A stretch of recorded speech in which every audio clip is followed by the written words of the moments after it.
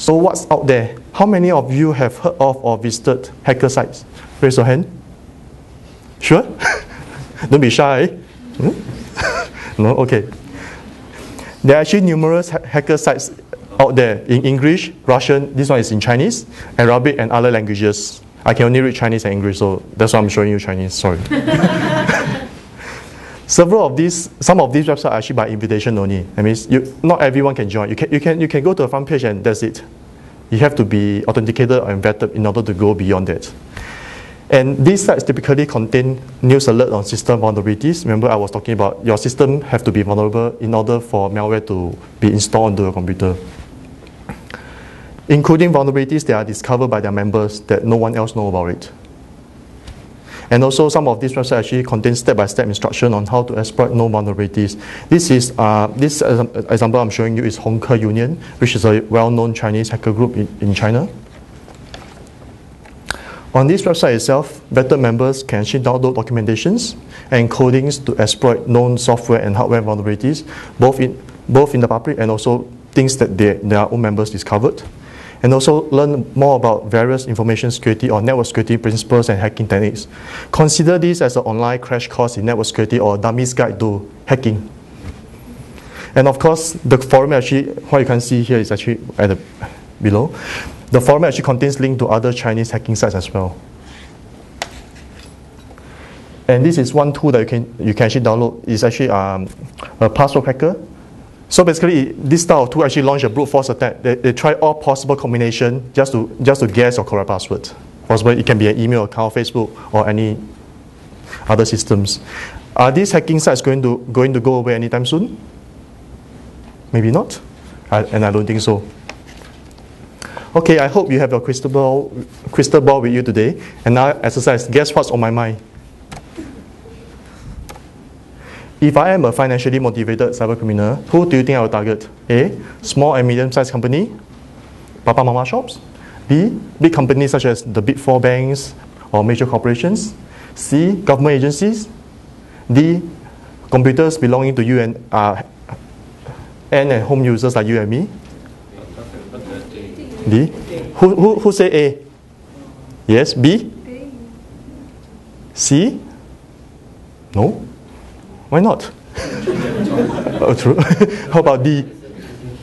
Or all of the above? Good. Yes. In fact, all of you are right. Because if I'm a financially motivated cybercriminal, I don't really care who I target. As long as 2 criteria are satisfied. First, it is easy money, at least easier than me robbing the bank or holding out the armored truck. I don't think I can do it. And second, the risk of me getting caught is low. If I'm going to rob a bank in China, I will do it from Taiwan. Simple as that. And various studies have highlighted the emerging trend of underground economy, which I'm sure some of you here are familiar with. For example, in this underground economy like IRC channels, you can actually buy and sell security vulnerabilities.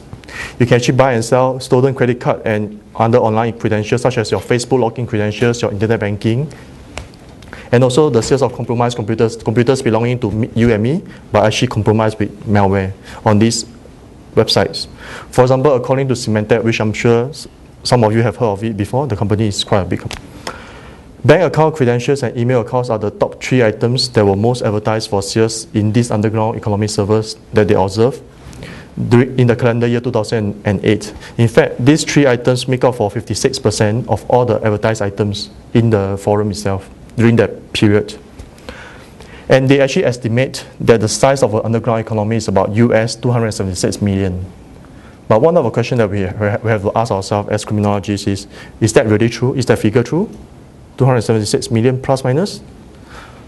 And I mean, first thing, all these items that are actually advertised for sales, how many of these are actually sold? And how many of these are actually not sold?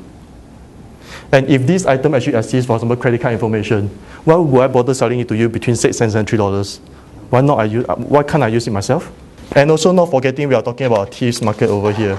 Do you think we are going to get honest buyers and honest sellers out there? And it's quite common knowledge that there are malware toolkits out there that target not only the actual victims whose computers were compromised, but also the inexperienced cyber criminals who actually try to use them. This is just one example. And this is a newspaper article that appeared on 23rd of July, so it's quite recent. As shown on the slide, what is advertised for sales of freely available may not be what they claim. For example, this toolkit is actually freely available on some of the underground economy sites. But instead of doing what it claimed, it actually sent the majority of the stolen credentials back to the original authors, instead of those cyber criminals who actually use them. So well, consider this as a tuition fee for a lesson learned.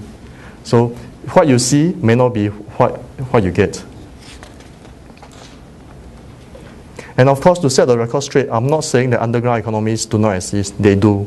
But what I'm trying to say is we should not overestimate the returns and give aspiring criminals say that, look, there's a huge amount of money out there to be made.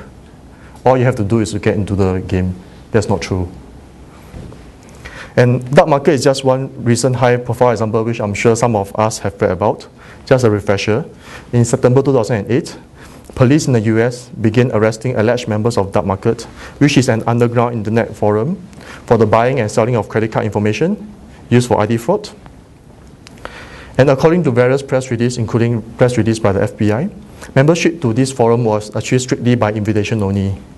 But once vetted, and yes, they do employ security vetting as well, just like some agencies, they require you to get security clearance. They do have security vetting in these websites. Once you are vetted, the vendors, thousands of them, and buyers who may not have met each other online, in real person, they only have met each other online. They track everything from credit card details, obtained through hacking, phishing, and ATM skimming devices to malware. And apparently their security vetting didn't work that well because an FBI agent by the name of Key Muraski managed to infiltrate the group after 2 years of underground work. And from this office in Pittsburgh, Pennsylvania. And the 2-year operation was very successful. There have been numerous arrests worldwide, including this individual who was arrested in UK earlier this year. It was alleged that he is the founder and the major player in the dark market forum that we were talking about. Okay, moving on to the third and last group. Terrorists can also obtain information on and acquire chemical, radiological, and nuclear materials used online, which increase the risk of these groups possessing sufficient materials to develop their own bombs, dirty bombs. And they have also been used to use the internet as a medium for propaganda, such as publishing doctrines, promoting extremism activities, recruiting and training of potential terrorists, and transferring information among themselves. Earlier this month, several newspaper articles reported that Al-Qaeda, which I'm sure many of us have heard about this group, has released the full version of its English language web magazine Inspire Online, as you can see on the bottom left-hand corner of the slide, which some analysts suggest that this is a step towards the recruitment of Americans and other Westerners, and also an effort to further penetrate US and other English-speaking markets, because it used to be in Arabic, but now they actually have English version materials.